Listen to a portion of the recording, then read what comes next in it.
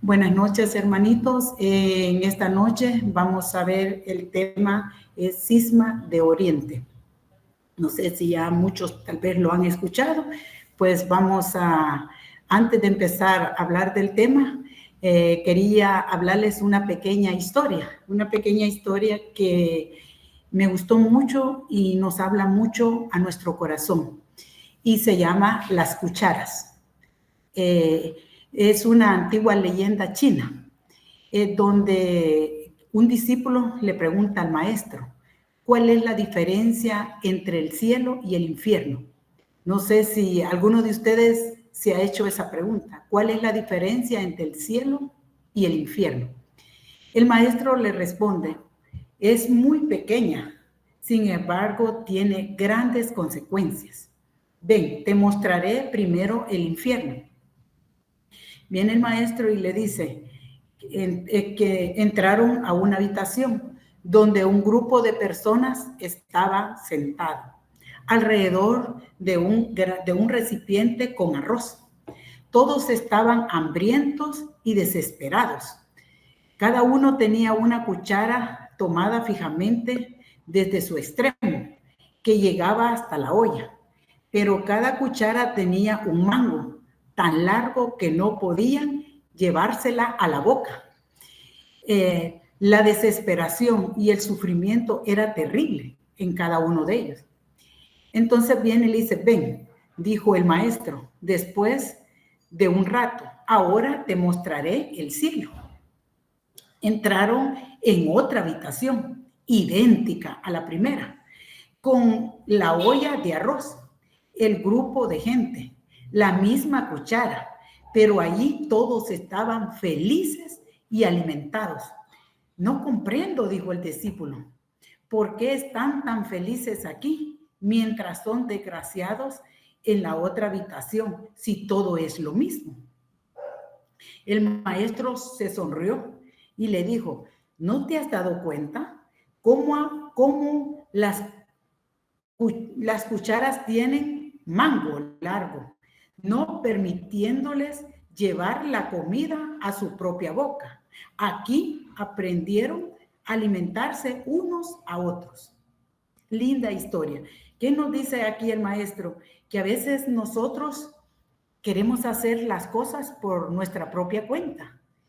Y ahí es donde sufrimos mucho y nos sentimos a veces con mucha desesperación, sufrimiento, angustia. Pero cuando hacemos las cosas en comunión, unidos, es diferente. Porque aquí estaban todos felices porque no podían llevarse a cada uno la cuchara, pero uno le ayudaba al otro y el otro le ayudaba al otro y todos estaban felices. Y a veces así nos pasa a nosotros cuando nosotros queremos hacer las cosas por nuestra cuenta y no queremos dejarnos ayudar por otro. Muy bonita reflexión para que la llevemos a nuestro corazón o podérsela hablar a nuestros hijos para que ellos vean que es bien diferente cuando queremos hacer las cosas propias y cuando las queremos hacer en grupo, unidos, como familia, como grupo. Bueno, ahora vamos a hablar un poquito, vamos a recordar de la clase anterior. No sé si se recuerdan, en la clase pasada vimos los estados pontificios y el Vaticano. Hablaron un poquito rápidamente del Imperio Bizantino y de los hijos de Carlo Martel, Pepino y Breve, y la división entre los dos territorios occidentales y orientales. Mencionó un poquito del Sismo de Oriente. Ahora vamos a hablar un poquito del Sismo de Oriente, cómo fue que ocurrió. En esta clase vamos a hablar la historia de las religiones. Esta vez vamos a hablar sobre el Cisma de Oriente, el cristianismo, el cisma y la separación entre la Iglesia Oriente y la Occidente y las consecuencias hasta nuestros días. Para empezar, vamos a ver qué es cisma. El cisma es separación, El cisma se conoce de diferentes formas. El cisma de Oriente y Occidente, conocido también como el Gran Cisma o el Cisma 1054, conocido en la historia occidental como el Cisma de Oriente. Ese fue el evento que rompió la unidad de lo que era la iglesia estatal del Imperio Romano. Se situaba oficialmente en 1054. Hasta esta fecha, Roma ha formado parte de las 5 patriarcados, conocido también como Pentarquia, junto a los 4 patriarcados de Oriente, con donde estaba Alejandría, Antioquía, Jerusalén y Constantinopla. El Papa era considerado patriarcado de Occidente. Estas 5 jurisdicciones tenían igual importancia. El cisma se debió a 2 razones esenciales o 2 razones importantes: un problema religioso y un doctrinal, de la doctrina, y una cuestión de derecho. A estas diferencias se añade la rivalidad política y cultural tradicional entre la Iglesia de Oriente, ortodoxa, y occidental, católica romana. Por ejemplo, de algunas diferencias entre Oriente y Occidente sobre la doctrina occidental católica romana y la oriental ortodoxa. En la occidente romana, la máxima autoridad es el Papa, y en la de Oriente no es la máxima autoridad el Papa. En la occidental creen en el Espíritu Santo, que surge del Padre y del Hijo, pero en la de Oriente solo en el Espíritu Santo, que surge del Padre. Ahí hay una pequeña diferencia entre las dos. En el siglo VII, como consecuencia de la expansión musulmana de estos patriarcados orientales, cayeron en poder del Islam: Alejandría, Antioquía y Jerusalén. Por eso el Oriente cristiano se identifica desde entonces como la iglesia griega o bizantina, es decir, el patriarcado de Constantinopla en 328. Constantino fundó Constantinopla como capital de la parte oriental de su imperio. Constantinopla se convirtió en el principal patriarcado de Oriente cristiano, y en 1054 se inicia normalmente como el año del cisma. Fue el resultado de un largo periodo de distanciamiento progresivo, teológico y político entre las 2 ramas eclesiásticas que se mantienen hasta la actualidad. Hay una serie de diferencias eclesiásticas y diferencias teológicas entre Oriente y Occidente latino. El emperador Diocleciano, a finales del siglo VIII, instituyó el régimen de gobierno conocido como tetrarquía, consistente en la división del imperio en 2 partes, gobernadas por 2 emperadores angustos, cada uno con los cuales llevaba también viceemperador. El futuro heredero César, tras la reunión de Diocleciano, el sistema perdió su vigencia y se abrió en un periodo de guerras civiles que no concluyó hasta el año 324, cuando Constantino I el Grande unió ambas partes del imperio. Constantino reconstruyó la ciudad de Bizancio como nueva capital en el 330, que la llamó la Nueva Roma, o también conocida popularmente como Constantinopla o Ciudad de Constantino. La nueva administración tuvo su centro en la ciudad. Estaba situada en el lugar más importante de las rutas comerciales del Mediterráneo oriental.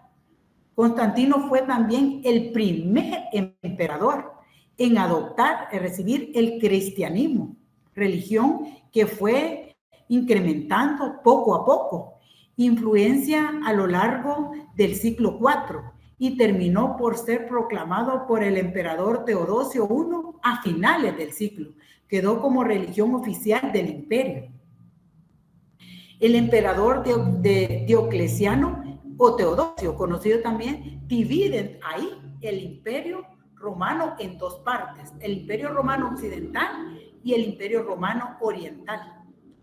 La mayoría de los autores es a partir de este momento cuando comienzan propiamente la historia del Imperio Bizantino, mientras que la historia del Imperio Romano de Occidente se desintegra, se destruye. En el siglo IV, luego de la invasión germánica, Odoacro era el rey de los érulos, derroca al último emperador de Roma, que era Rómulo Augusto, el 4 de septiembre del 476, caída del Imperio Romano de Occidente, que había existido durante más de 500 años. Se había estado derrumbando poco a poco, bajo las invasiones de vándalos, ostrogodos y visigodos. Dejó de existir por un príncipe germánico llamado Augusto. La historia del Imperio Bizantino se prolonga durante aún casi un milenio.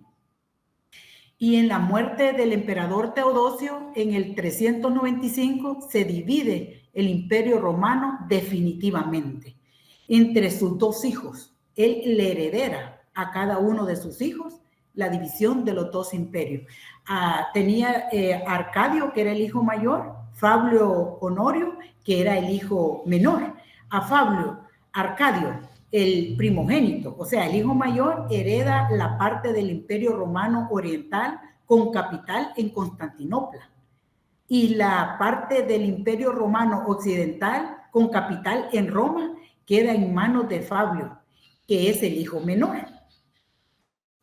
En los siglos 7 y 8 constituye la historia de Bizancio, el acontecimiento en Oriente, una especie de edad oscura.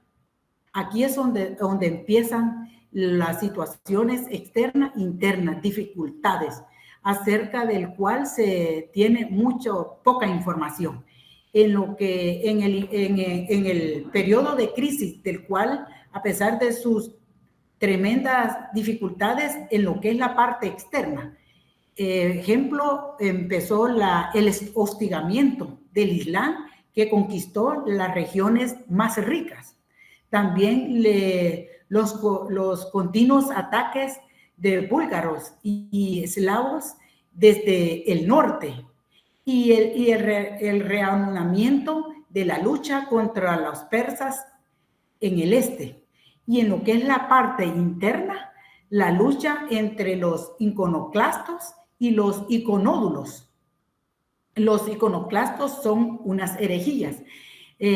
Son seguidores de una corriente que en el siglo VIII negaban el culto de las imágenes sagradas y luchaban porque las destruyeran, perseguían a quienes veneraban. Y lo que eran los icónolos era a lo contrario, ellos veneraban las imágenes. Entonces, el símbolo de los enfrentamientos internos entre el poder temporal y religioso, el imperio salió transformado y reformado. Lamentablemente, todas estas invasiones trajeron al imperio grandes desviaciones, grandes problemas y contaminaciones, ya que empezó a existir lo que era la magia, la brujería, ingresaron como prácticas paganas. También hizo mucho común el adulterio en estas, entre los fieles. En fin, la iglesia sufrió una gran corrupción entre estas dos herejías. Entre los años 726 y 843, el imperio bizantino fue desgarrado por las luchas internas entre los iconoclastos y los icónolos, contrario de dicha prohibición. La primera época de los iconoclastos se prolongó desde el año en que León III, en el 717 y 741, eliminó el culto de las imágenes totalmente, cuando fue restablecido por el concilio de Nicea.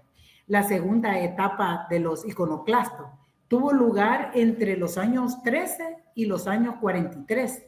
En este año fue restablecido definitivamente la ortodoxia.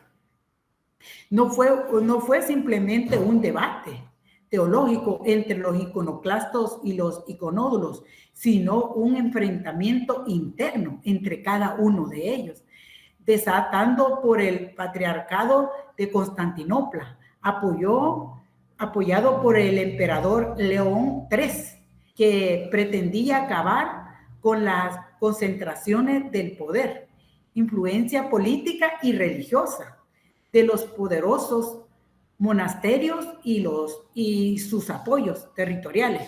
Pues pueden imaginarse su importancia, cómo sobrevivieron hasta la actualidad, a pesar de tantas situaciones que se fueron presentando, tantos problemas que se fueron presentando a medida fue pasando el tiempo, después de tantas luchas internas y externas.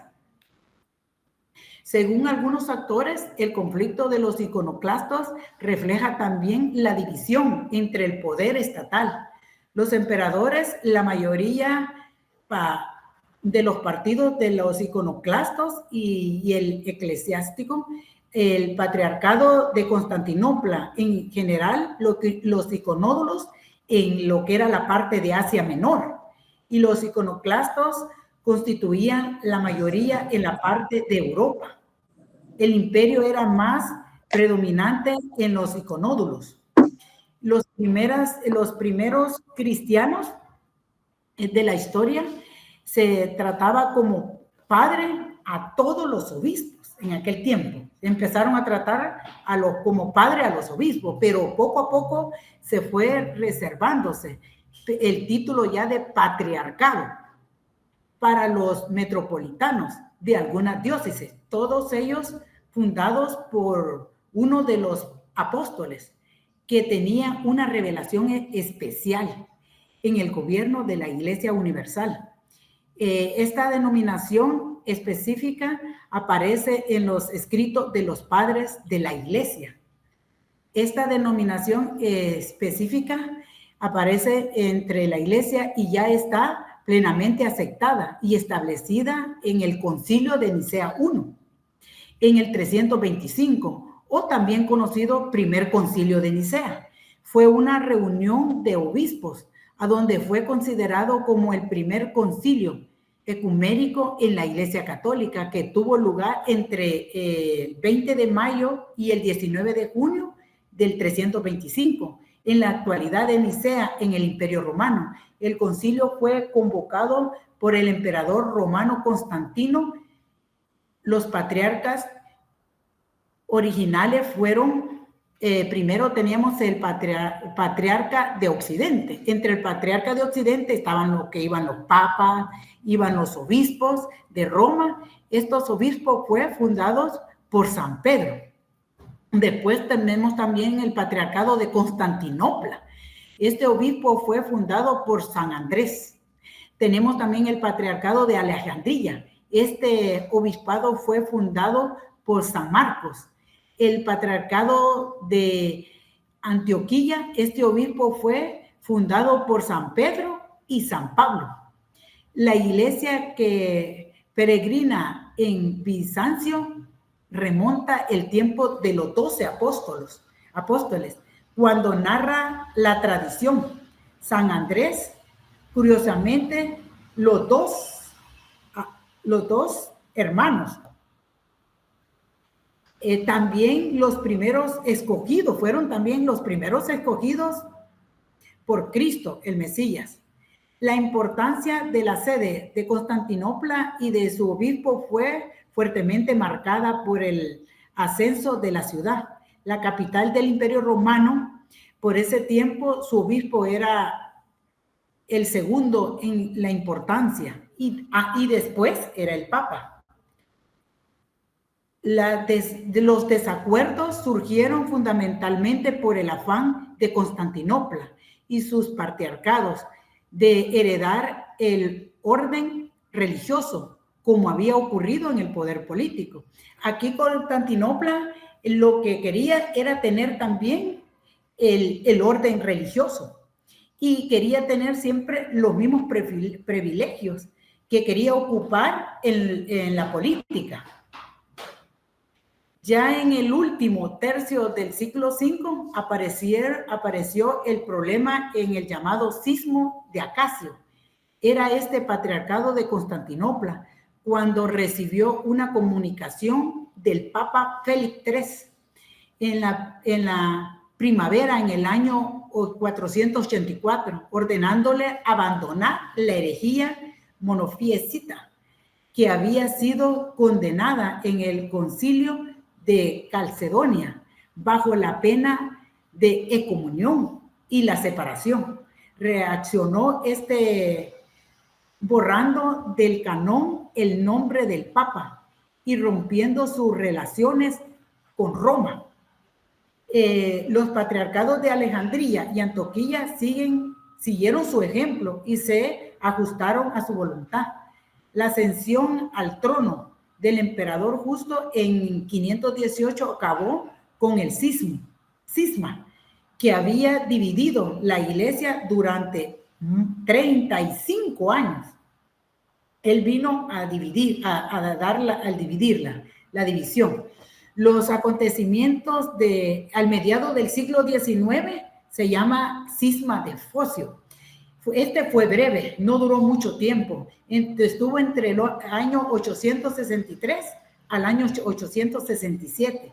Regía sede romana del Papa Nicolás desde el año 858 al 867 y era patriarca de Constantinopla, el obispo de Ignacio, elegido por los monjes el 4 de julio del año 847. Era un hombre muy piadoso, muy querido.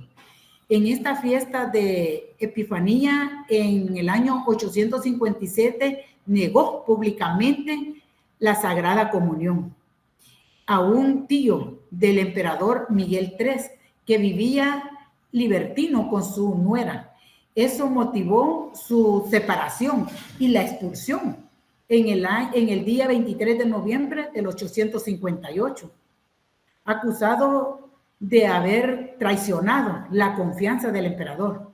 Nombró entonces como nuevo patriarca a un miembro de la corte imperial, laica, oficial, mayor de su guardia, llamado Focio, hombre culto y sabio, que en 5 días recibió todas las órdenes sagradas a manos del obispo.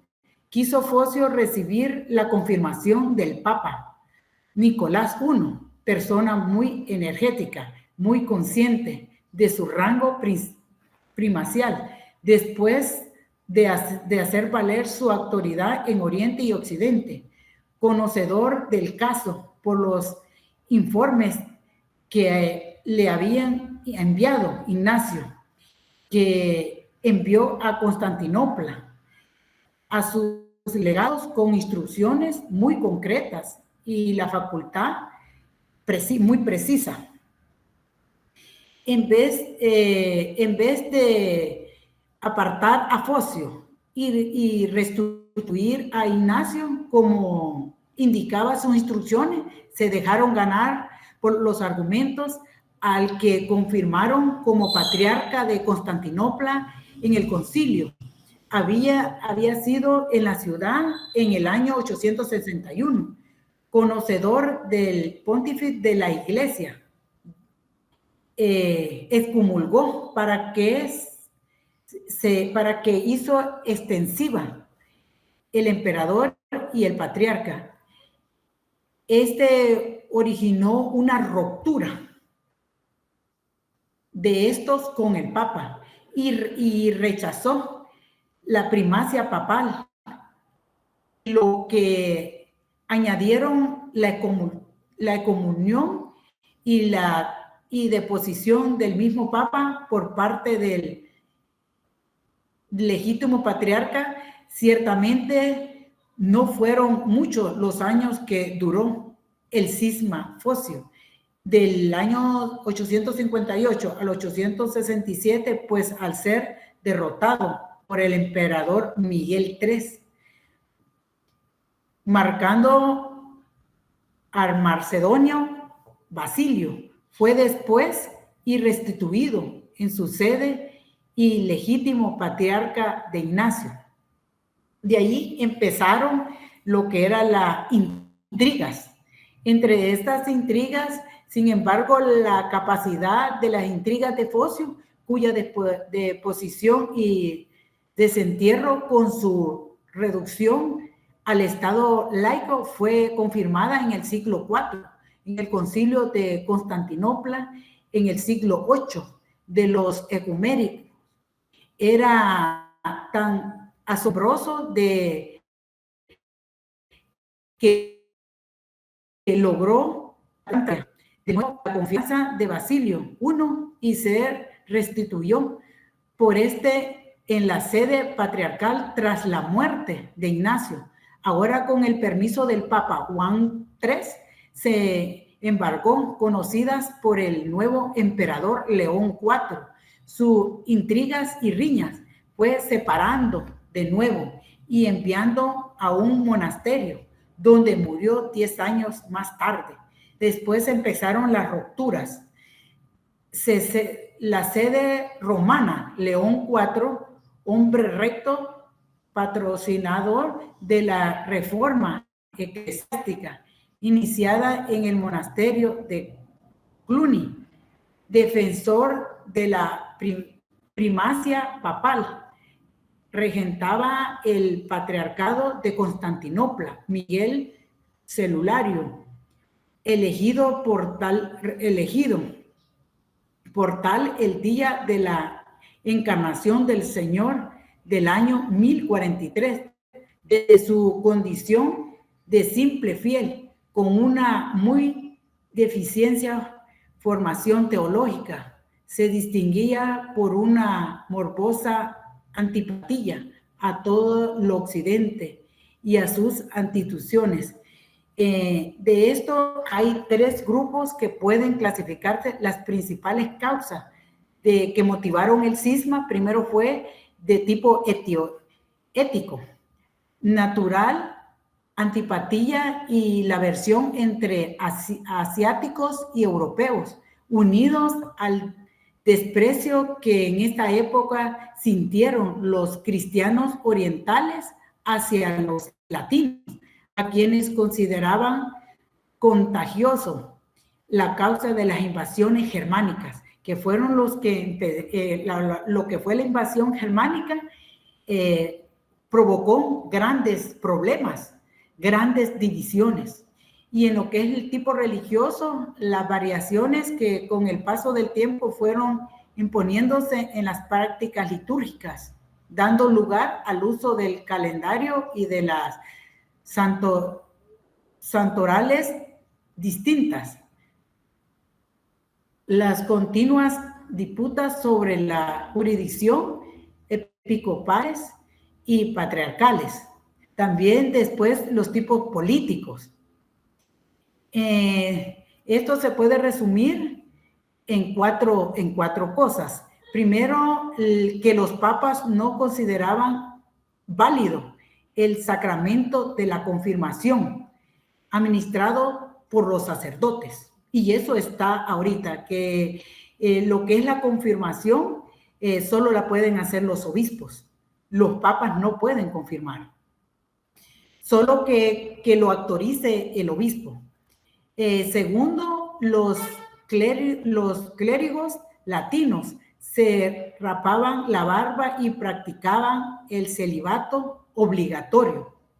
El tercero, que los sacerdotes de la iglesia romana usaban pan acimo en la Santa Misa, práctica considerado en Oriente una herejía de influencia judía. El 4, que los papas habían introducido en el credo la afirmación de que el Espíritu Santo procede del Padre y del Hijo, en contra de que son sostenidos por los patriarcas orientales, que no reconocen esta última procedencia.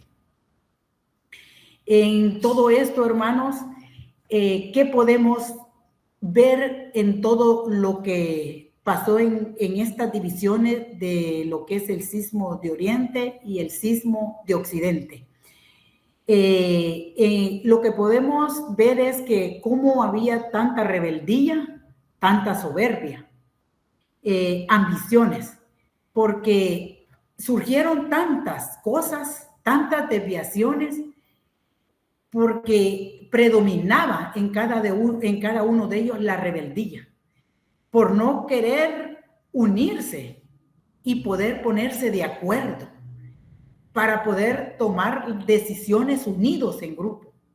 Desde aquel tiempo a este tiempo existe la rebeldía, aún en nuestros grupos, en nuestros hogares. Existe a veces la rebeldía, que nosotros queremos hacer lo que nosotros decidimos. Y eso fue lo que pasó, y eso fue lo que trajo consecuencias en cada uno de los sismos, porque cada quien quería hacer lo que opinaba uno y lo que opinaba el otro.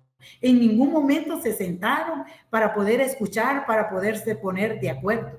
Y eso es lo que está pasando a veces en nuestros hogares, que a veces, tanto veces el esposo o la esposa se vuelven rebeldes porque ellos quieren hacer lo que opinan y no escuchan la decisión de la esposa o también de los hijos, porque aquí en la familia es un grupo, como lo que pasó en Occidente y en Oriente, lo mismo en lo que son en nuestra asamblea. Se vuelve a veces mucha rebeldía porque a veces queremos hacer lo que nosotros queremos y como nosotros queremos.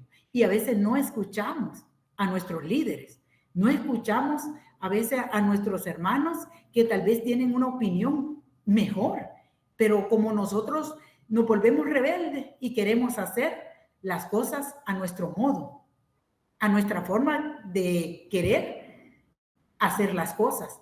También aquí vemos cómo creció la soberbia. La soberbia, que es un pecado capital, que casi la mayoría de nosotros lo tenemos, que nos volvemos soberbios. Los podemos volver soberbios en nuestro hogar, los volvemos soberbios a veces en nuestro trabajo, que queremos hacer lo que nosotros queremos, como nosotros pensamos, pero no queremos escuchar a los demás.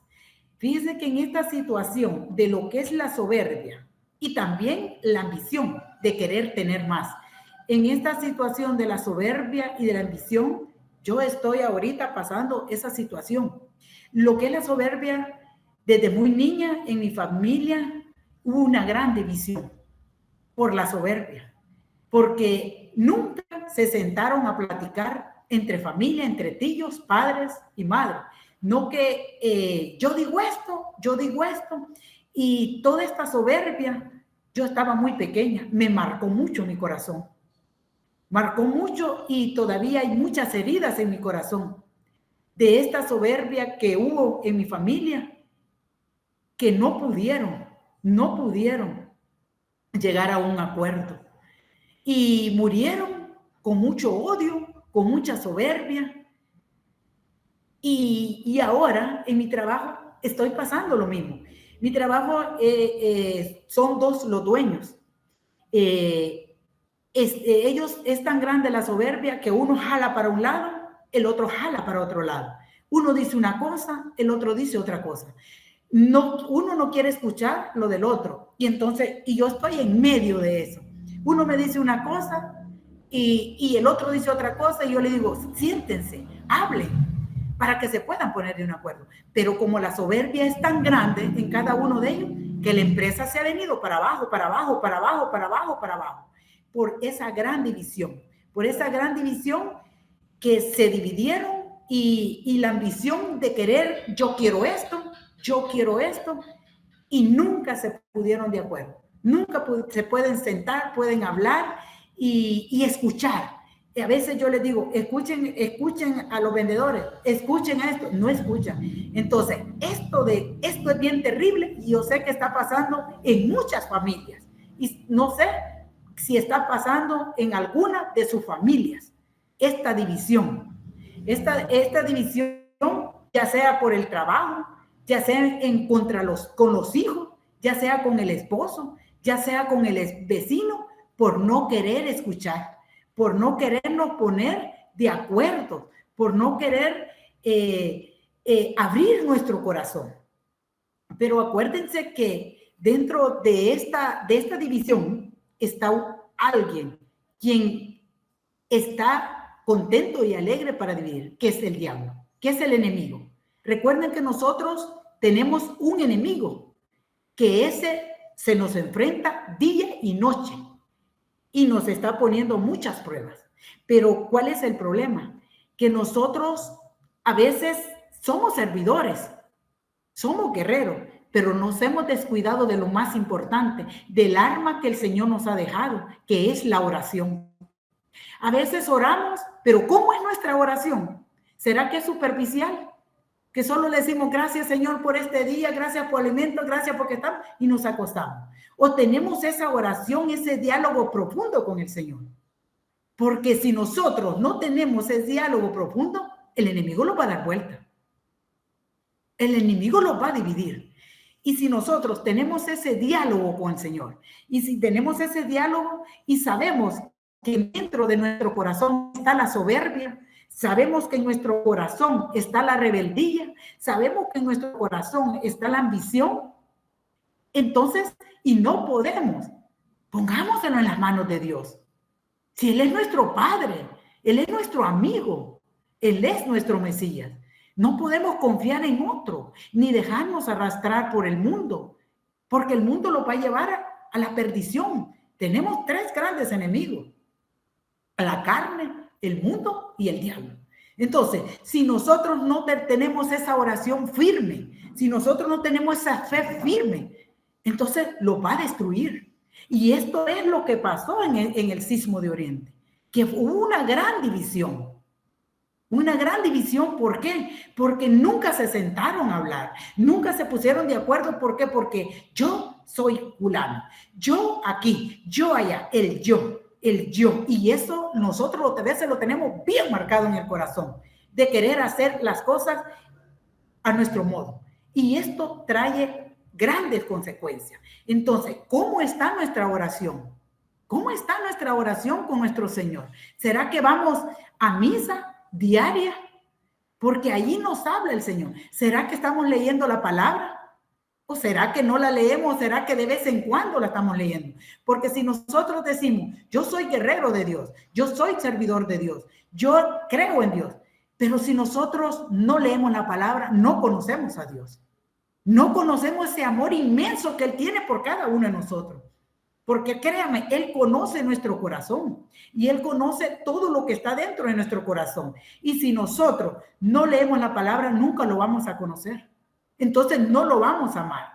No lo vamos a enamorar de ese Dios que nos ama. Entonces los vamos a ir alejando. Y cuando los alejamos, ¿quién es el que los sale al encuentro? El enemigo. El enemigo. Entonces, ¿y el enemigo qué es lo que quiere? División. En este tiempo que estamos ahorita, hay división tanto en la familia, tanto en los matrimonios, tanto en la iglesia, en la comunidad. ¿Por qué? Porque es más grande nuestra soberbia, nuestra ambición, nuestra rebeldía, hermano.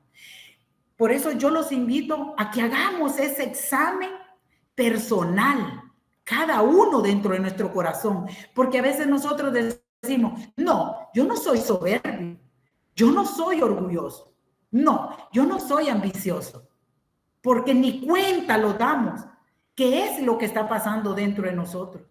Entonces, hagámoslos ese examen, invitemos a nuestro Señor Jesús que entre a nuestro corazón y que empecemos a entrar poco a poco y ver qué es lo que está pasando dentro de nosotros que no nos permite, primero, crecer espiritualmente, que no nos permite tener paz, que no nos permite ser felices. A veces estamos llenos de miedo, llenos de angustia, llenos de temor, porque nos hemos ido alejando poco a poco del Señor, porque no hemos permitido que Él sea el número uno en nuestro corazón. Cuando cantamos la alabanza y dice que el Señor es el número uno, en realidad el Señor es el número uno en nuestro corazón. En realidad, porque si el Señor es el número uno en nuestro corazón, no tiene que haber odio, no tiene que haber rencor, no tiene que haber soberbia, no tiene que haber rebeldía.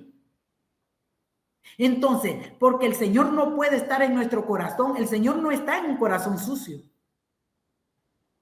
El Señor está en un corazón limpio. Entonces nosotros tenemos que diariamente orar y pedirle al Señor que nos ayude a limpiar nuestro corazón. A limpiar nuestro corazón de tantas cosas que están dentro de nosotros y que solo nosotros y Dios las conoce.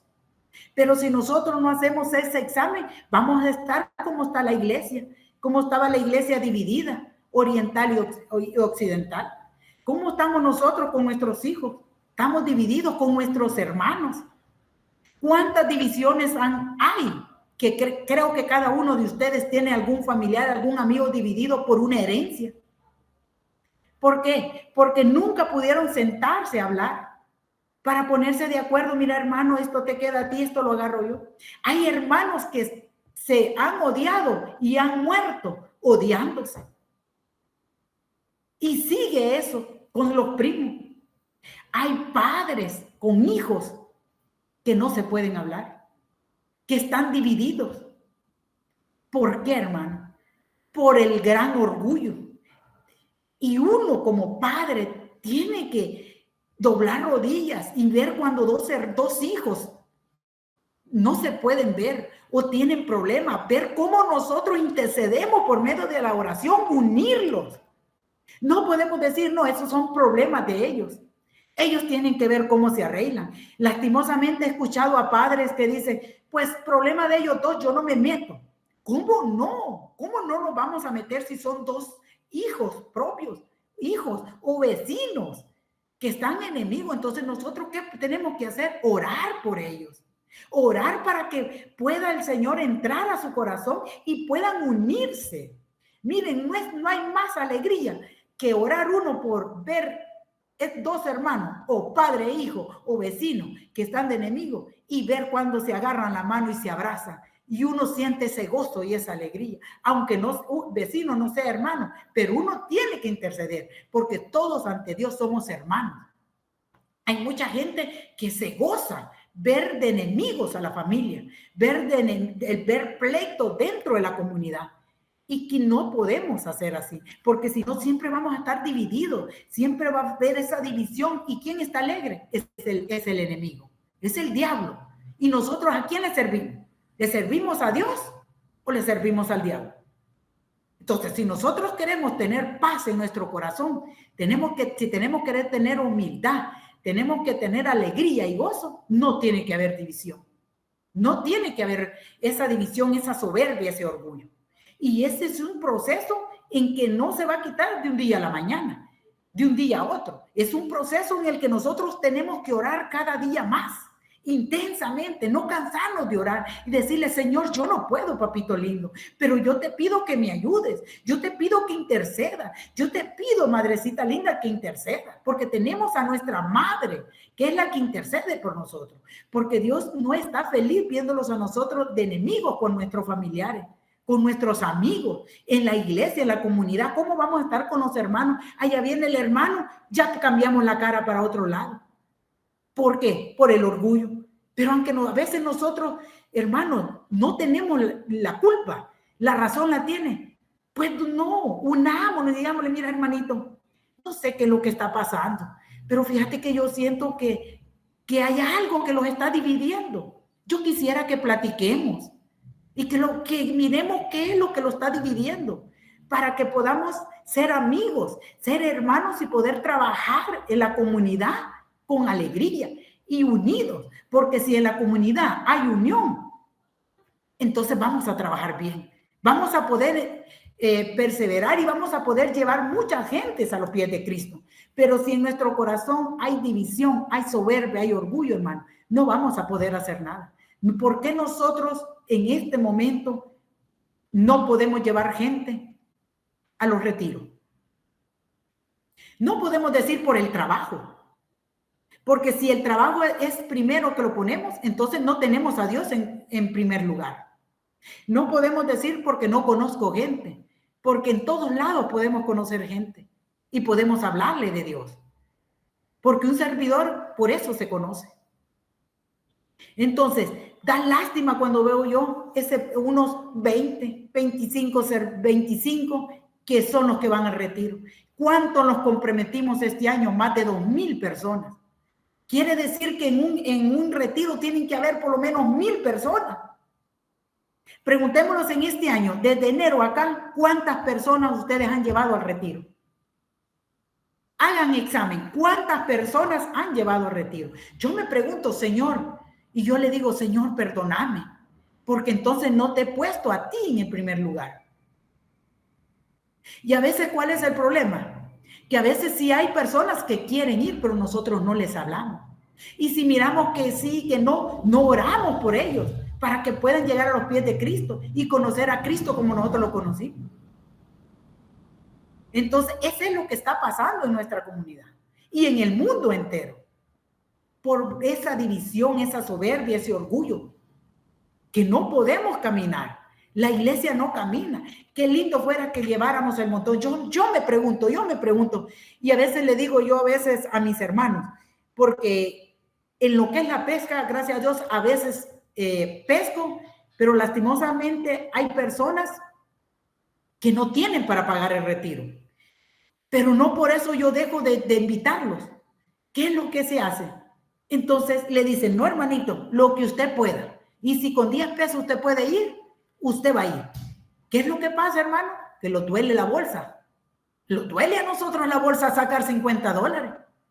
Lo duele de la bolsa sacar $100 para que ese hermano vaya. Pero ¿qué podemos hacer? No digamos no se puede.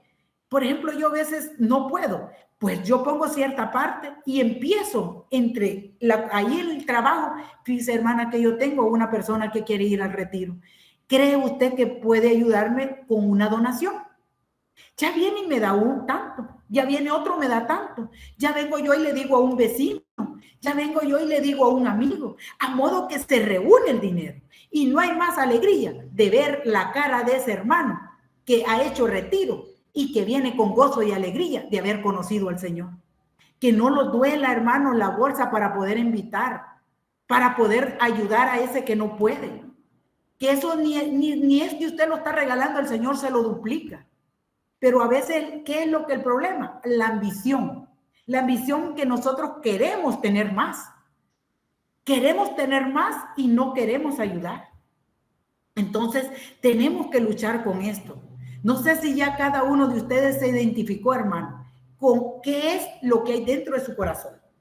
Si hay rebeldía, si hay soberbia, si hay ambición. No sé si ustedes han escuchado la misa de ayer y de antier, que en una de las lecturas ha estado hablando de un rey.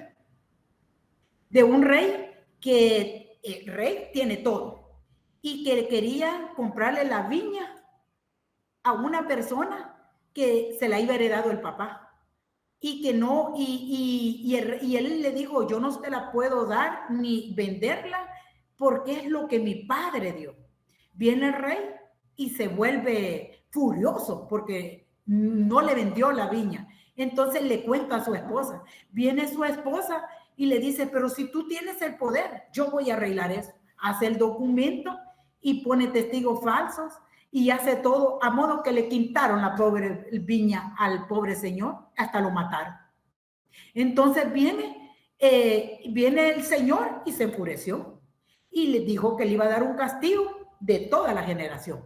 Pero vino el rey y se arrepintió y pidió perdón. Y ahí el Señor lo perdonó. Entonces, así somos nosotros, cometemos errores y muchos errores, pero a veces no nos damos cuenta que los estamos cometiendo, porque la soberbia es más grande, el orgullo es más grande. Entonces, y Dios perdona. Si estas personas del imperio, que dividieron el imperio, ellos se hubieran arrepentido, hubieran hablado, se hubieran puesto unidos, hagamos esto, hagamos aquello, no hubiera visto toda esta gran división y Dios los hubiera perdonado. Nosotros no los podemos juzgar porque solo Dios sabe lo que pasó en ellos y por qué hicieron todo esto. Solo allá Dios se encarga de ello. Pero nosotros que estamos aquí en este mundo, sí podemos ver qué es lo que está pasando y arrepentirnos. Si hemos hecho algo malo, si hemos herido a alguna familia, si hemos dividido a alguna familia, porque a veces por la lengua dividimos también. Y a veces ni cuenta lo damos. Entonces, tenemos que tratar de ver todo esto, hermano, para que ya no haya todas estas divisiones en la familia y en el mundo entero. Y una de las armas más importantes es que oremos. Que oremos cada momento, cada instante. Los musulmanes 5 veces oraban.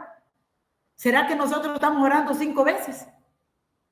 ¿Cuántas veces están yendo a visitar al Santísimo? Mira a mí, yo no he ido todos estos días. Porque si no es la lluvia, poniendo pretexto. Ahora tenemos, te digo yo, Señor, ayúdame. Y tenemos que pedirle al Señor. ¿Por qué? Porque ahí está Él esperándolo con los brazos abiertos para poder dejar todas estas diferencias, para poder dejar todo esto que nos aparta de la comunidad. A veces mantenemos bravos, enojados y no miramos que a veces el error es de nosotros. Porque no nos damos ni cuenta por nuestra soberbia. Así es que yo los invito que en esta noche, hermano, en la oración le pidan al Señor y le pregunten qué es lo que hay dentro de ustedes que no los deja ser feliz. Si hay soberbia, si hay orgullo, tantas cosas que pueden ver dentro de nuestro corazón, que se las pongamos a nuestro Señor para que podamos salir adelante y podamos tener paz en nuestro corazón. Porque Dios los quiere ver felices. Dios quiere vernos unidos como hermanos, con nuestros vecinos, con nuestra familia, con nuestros hermanos, con nuestros padres. Así es que les dejo de tarea que hagan un examen de conciencia, un examen profundo y ver qué, y anoten en un papelito lo que ustedes van sacando, lo que el Señor les va diciendo y a trabajar. Es un proceso. No es que de un día para otro vamos a nosotros ser que ya dejamos la soberbia. Es un proceso, pero si nunca empezamos, nunca vamos a poder. Así es que trabajemos y pidámosle al Señor que nos ayude, que el Espíritu Santo nos ilumine para que podamos salir adelante y para que seamos unidos en nuestra comunidad, en nuestra familia, con nuestros vecinos y con nuestros amigos.